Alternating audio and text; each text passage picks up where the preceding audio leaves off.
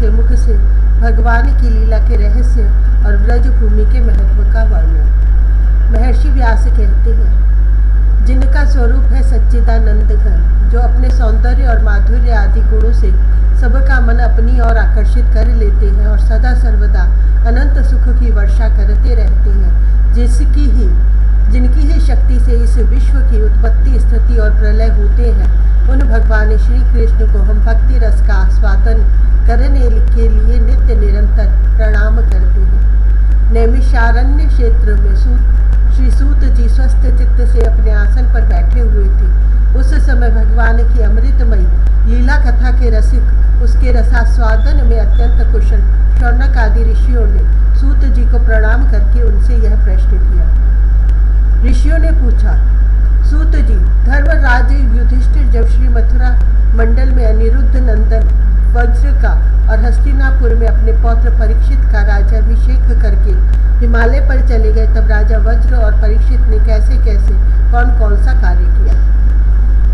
सूत जी ने कहा, भगवान नारायण, नरोत्तम नर, देवी सरस्वती और महर्षि व्यास को नमस्कार करके शुद्ध चित्त होकर भगवत तत्व को प्रकाशित करने वाले इतिहास पुराण रूप जय का उच्चारण करना चाहिए। शौनक आदि ब्रह्म ऋषियों, जब धर्मराज युधिष्ठिर आदि पांडवगण स्वर्गारोहण के लिए हिमालय चले गए, तब सम्राट परीक्षित एक दिन मथुरा गए। उनकी इस यात्रा का उद्देश्य इतना ही था कि वहां चलकर वज्रनाभ से मिले जुल आए।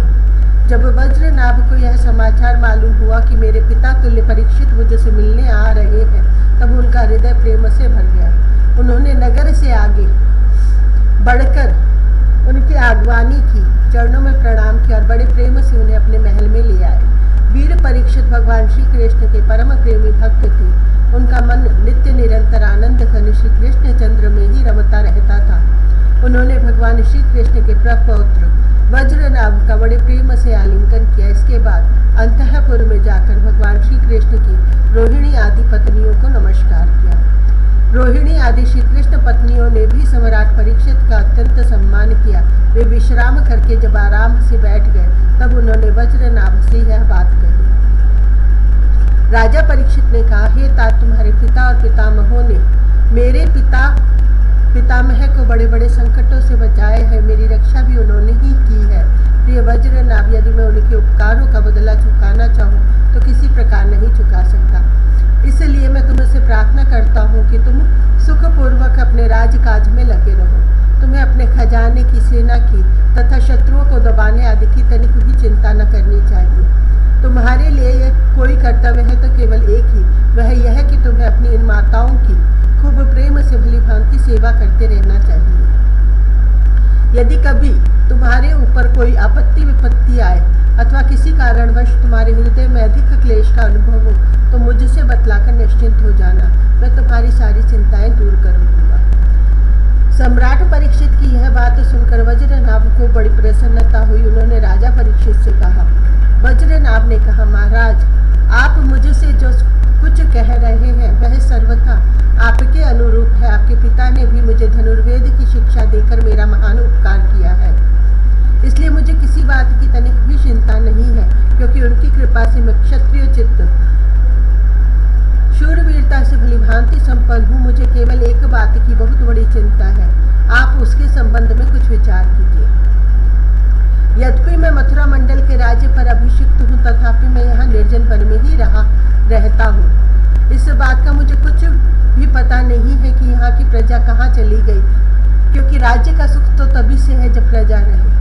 जब वज्रनाभ ने परीक्षित से यह बात कही, तब उन्होंने वज्रनाभ का संदेह मिटाने के लिए महर्षि शांडिल्य को बुलाया। यही महर्षि शांडिल्य पहले नंद आदि गोपों के पुरोहित थे।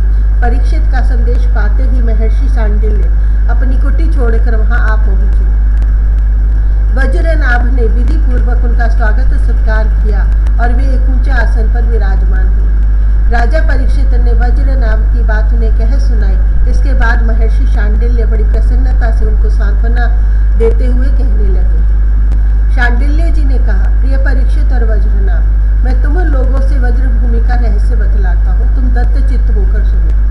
वज्र शब्द का अर्थ है व्याप्ति। इस वृद्ध वचन के अनुसार व्यापक होने के कारण ही इस भूमि का नाम ब्रज पड़ा। सत्व रजतम इन तीन गुणों से अतीत जो परब्रह्म है वही व्यापक है, इसीलिए उसे ब्रज कहते हैं। वह सदानंद स्वरूप परम ज्योतिर्मय और अविनाशी है। जीवन मुक्त पुरुष उसी में स्थित रहते हैं। इस पर ब्रह्म स्वरूप वज्रधाम में नंद नंदन भगवान श्री कृष्ण का निवास है। उनका एक एक अंग सच्चिदानंद स्वरूप है। वे आत्मा राम और आपका काम है। प्रेम रस में डूबे हुए रसिक जन ही उनका अनुभव करते हैं। भगवान श्री कृष्ण की आत्मा है राधिका। उनसे रमण करने के कारण ही रहस्य रस के मर्मज्ञ ज्ञानी पुरुष उन्हें आत्मा राम कहते हैं। काम शब्द का अर्थ है कामना, अभिलाषा। ब्रज श्री कृष्ण के वांछित पदार्थ हैं गौय, ग्वाल, गोपियां और उनके साथ लीला विहार आदि। वे सबके सब यहाँ नित्य प्राप्त है। इसी से श्री कृष्ण को आप्तकाम कहा गया है।